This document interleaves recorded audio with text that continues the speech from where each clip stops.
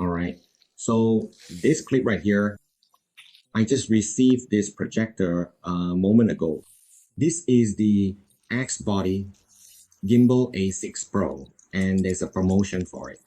Let's take a look at what this promotion includes.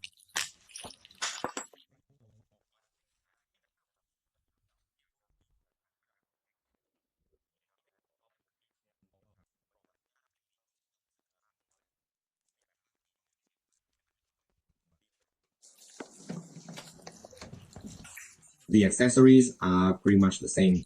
The main thing is probably the cable, the HDMI cable, and this one seems to be a tool for cleaning the sensor inside, kind of like a cutter card. If you look at it closely like this particular one hasn't been unwrapped from its packaging yet. This is the essential HDMI cable, the necessary AC power cable, and also the convenient remote control unit. It's quite similar to the regular A6 model. The regular A6 I have is also the black one, just like this. They're really quite alike in many fundamental ways. This particular one doesn't come with a pass, and that specific pass would typically be the 3A version. Furthermore, the accompanying manual is also pretty similar to others, detailing comparable operations and features. But this one looks thicker. I'm not sure if it has more features or not. This is also kind of like a welcome card with contact channels, a QR code, and email support. Okay, these are all pretty similar. The difference is here. This one comes with what looks like a cleaning kit. There's a method included. I haven't opened this yet, but it looks kind of like a card holder. If you look at this, it seems like it's used to clean the inner sensor. Now let's take a look at the device itself.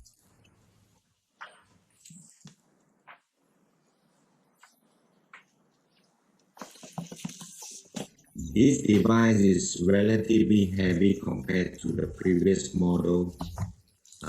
Previously, I used the regular A6 model, and this one feels heavier, especially in terms of the materials used, the packaging and everything else as well. I have to say, Xgody did a pretty good job. This is what the Gimbal A6 Pro looks like. Let's take a look around at the design of the legs. The legs can be tilted up and down, but usually the legs are straight. This one, however, comes with angle legs like this. On the back, it looks pretty much the same. There's a USB port, an HDMI port, a headphone jack, or you can use it to connect external speakers. And this is the IR port for the remote. But don't worry about the remote, because even though sometimes from other models I've seen, actually, in many models, you don't actually need to point it at the back. You can press the remote from the side or point it toward the front, and it will still receive the signal. And here is the power switch, the port for plugging in the power cable. This is the AC cable, and this is the service port right here in this frame. I haven't opened it yet because I've never done it before. If you want to do it, you have to look it up. I've seen some tutorial videos about it. On the Xgody channel, they show a method for this. Sometimes after using it for a while, dust particles can accumulate and stick to the internal sensors. In this case, with this particular set, they provide a cutter card, which I believe is used to brush the dust off. Other models might not include this tool. I actually haven't received one myself. Let me grab another model, the regular A6 that I have. This one is black. Let me compare the sizes side by side for you.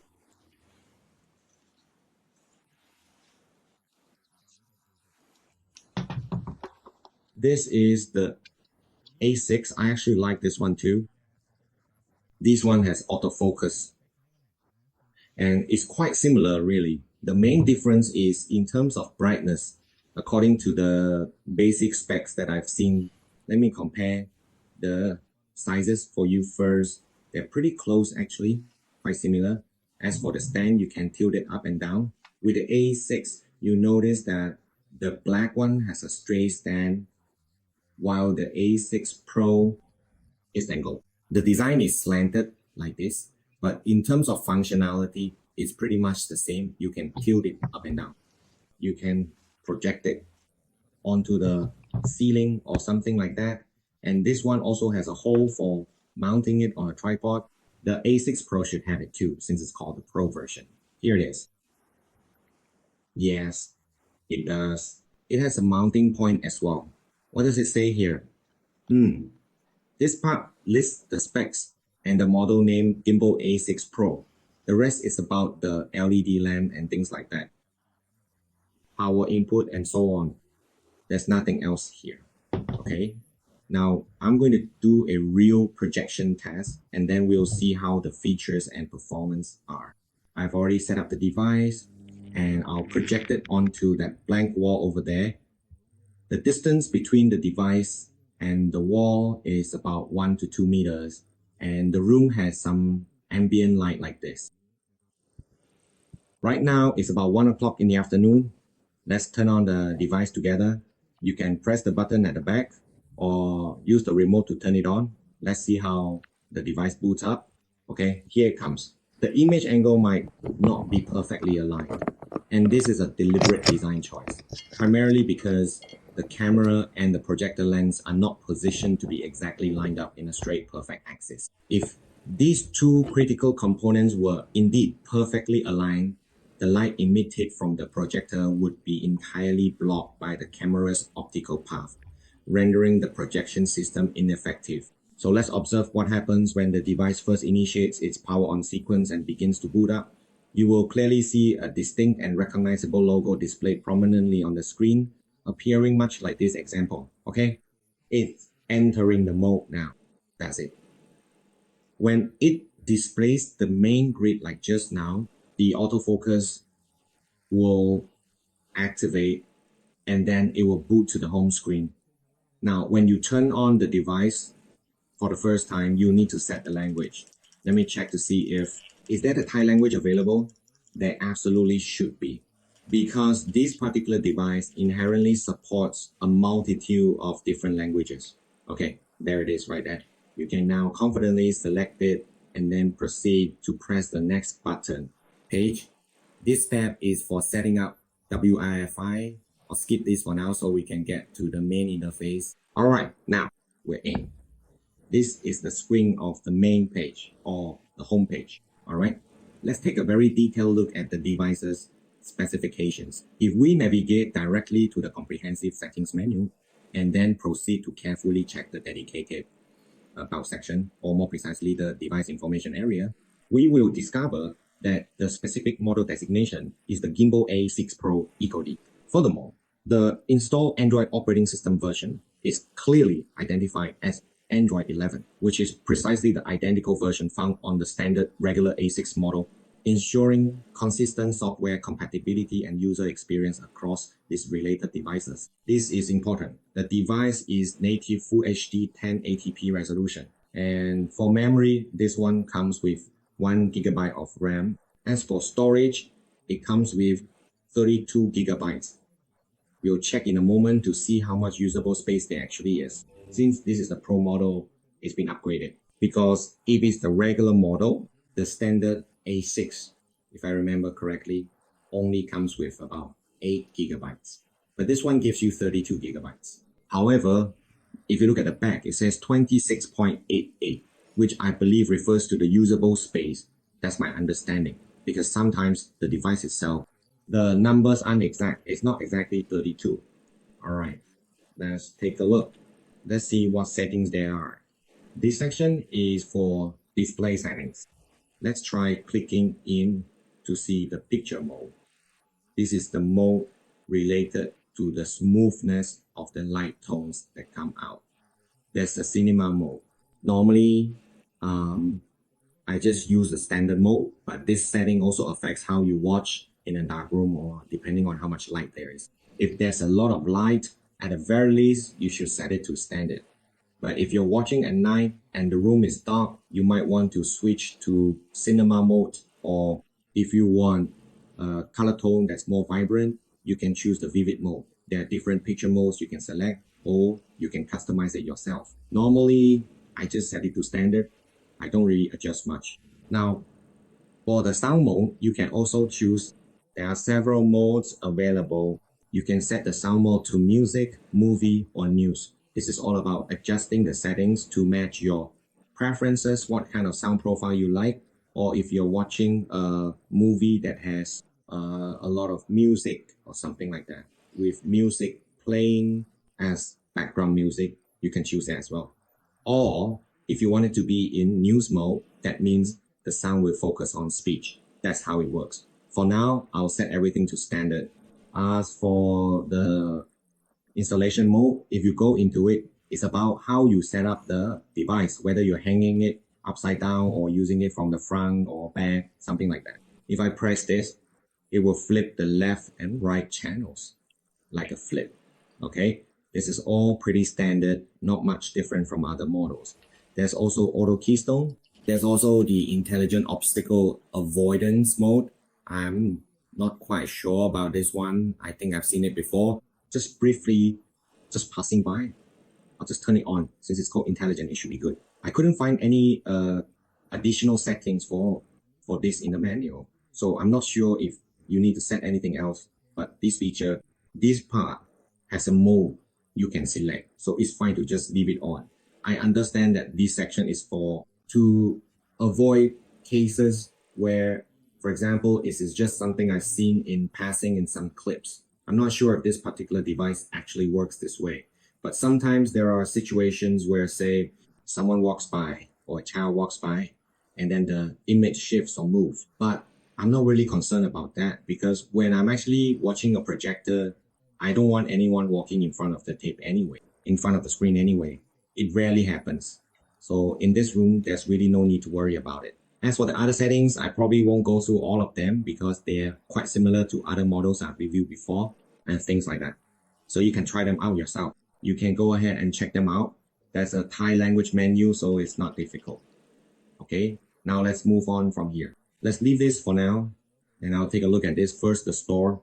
This device has a store page. Some of you might be wondering if you've used the previous model, the N6, which runs on WellOS, that model didn't have it. That's because that model already came with almost everything you needed, meaning the applications it provided were already pre-installed and quite complete. Whether you wanted to use television apps or applications like YouTube or anything like that, it wasn't really lacking. Even Netflix, for example, was pre-installed from the start.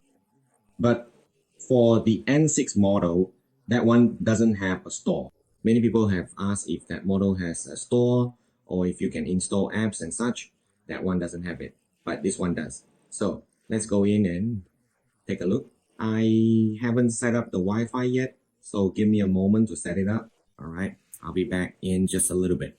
Okay, now I've successfully connected to the Wi-Fi network, and I've also added this wireless keyboard here. This one is my own. It wasn't included. I'm gonna use it together with the device because it'll make typing easier. Now let's take a look at the materials. Let's start with this part first, about the CPU. Here I've already installed some additional apps, which are AIS Play and CPU Info, because I'll be testing television viewing as well. Here, this is CPU Info, mainly to check the device specs. Here, the RAM is 1GB. This is the total memory. That's correct. For 900 baht, it's alright. It automatically swipes up as a single click. And then storage. This one is the Pro model. Here it is. These numbers are actually, it's not exactly 32 gigabytes, as you clearly saw earlier when I checked in the about section. The listed specs are approximately 26 something GB. You need to understand that in the world of IT technology, these numerical figures are usually not exact. For example, 1 gigabyte of RAM, if you actually count it, it should be 1024 megabytes. But in reality, It's not even 1000 megabytes, but they round it up and call it 1 gigabyte. As for storage, most projectors usually have about 8 gigabytes to 16 gigabytes. For example, the previous model, the A6 Mini, the A6, that one came with, if I remember correctly, 8 gigabytes. This one, as the Pro model, the storage has been increased. This one is a bit over 26, or they round it up to 32 according to the number they advertise. Next, the screen is very important for this model. Let's talk about clarity and resolution, 1920 pixels, which refers to the pixel count multiplied by 1080 pixels. This is indeed correct. It's truly native Full HD, and the refresh rate is a smooth 60 Hz, providing a very fluid visual experience. That's accurate. Actually, it's even more than that. The higher the numbers, the better, for sure. But of course, the price will also go up. However, typically 60 Hz is considered the standard and shouldn't be any lower than that. Because if it's lower than that, it will strain your eyes when you watch. It will cause discomfort. The operating system or OS is Android version 11. This is just the standard version. Everyone uses this version. As for the latest one, I'm not sure it's available today, but it might be. But in my opinion, it's not really necessary. It could even make the device heavier because we don't really use much of the OS's capabilities just for watching various types of content. Okay, let's test this first YouTube. Let's take a look. This one needs to be installed first. Just go ahead and click install. Most of these usually come pre-installed. Then we will simply click the install button once again to complete the process. Everything would then be fully done and ready. Let's proceed to start. Okay, it appears the sound is now working correctly.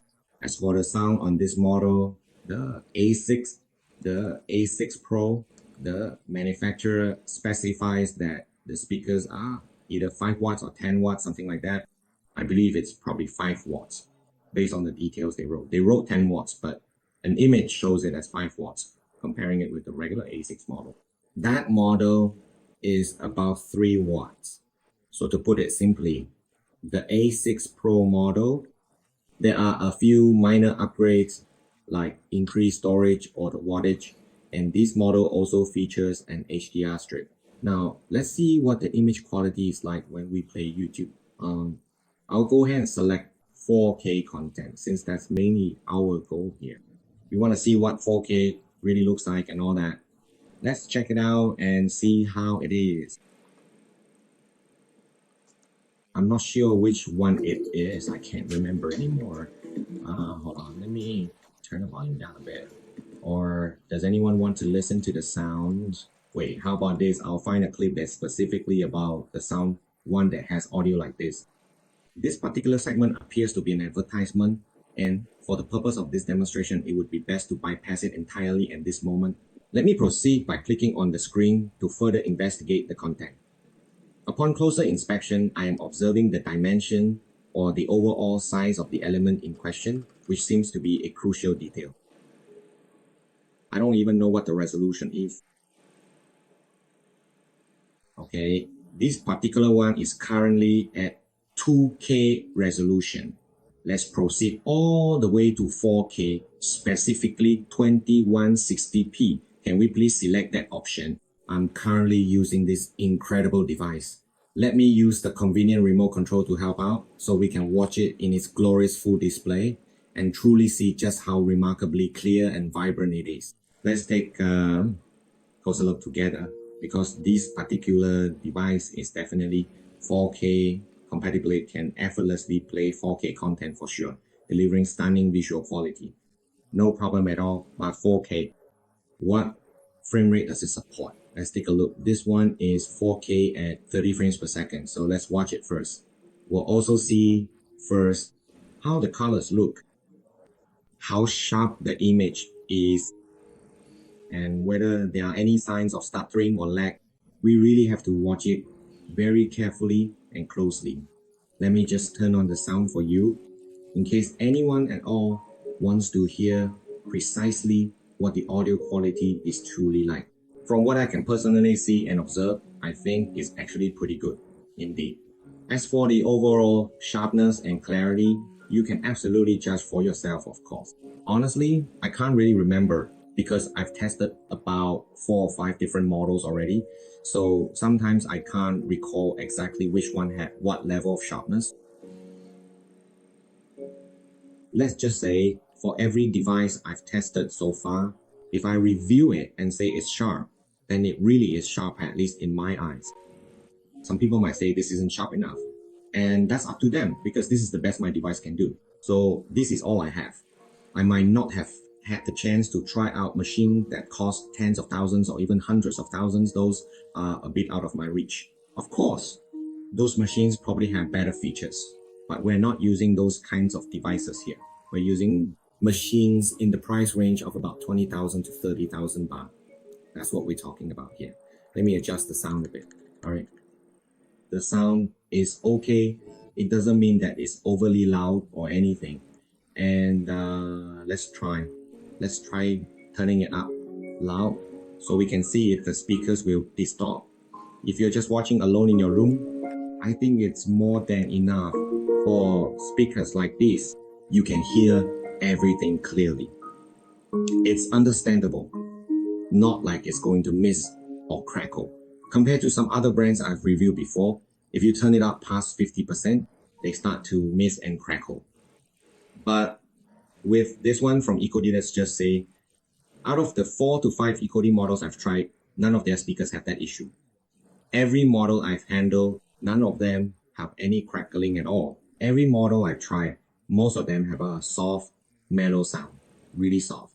And then as for the brand, well, yeah, that's precisely how it is. The price point is quite high, especially for the absolute top tier models ranging around 2 to 3,000 and potentially even up to 4 or 5,000.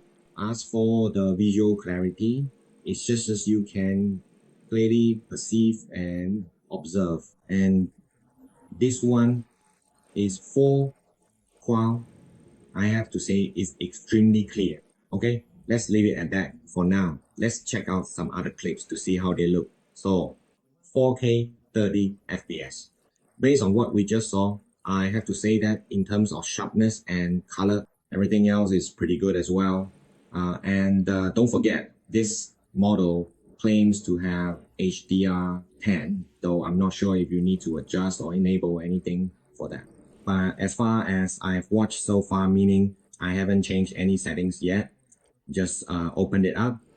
Along with all of you, the colors look like this. So just judging by what I see right now, I say it passes. It's definitely usable. And don't forget, let me remind you again, I'm in a room with light right now. Let me show you again, just so no one thinks I've edited this or that I'm in a dark room or anything. There's plenty of light in here, like this, with lots of light coming in. I just want to make sure you don't think I'm watching this in a dimly lit room. It's not dark or anything like that, just so you are fully aware. Now, let's continue watching this captivating video. What exactly is the resolution of this particular display? And how does it impact the viewing experience? The remote control works exceptionally well in terms of its signal reception capabilities. Here, I'm pointing it directly at the front of the device. This particular model is 2160p, or more precisely 4K resolution at 30 frames per second, which is exactly the same as the previous version. The playback is smooth, really smooth. As for the sharpness, you can judge for yourself. This device, the Gimbal A6 Pro, in terms of sharpness, well, for me, it's sharp enough. But some people might say it's not sharp or it's not good enough.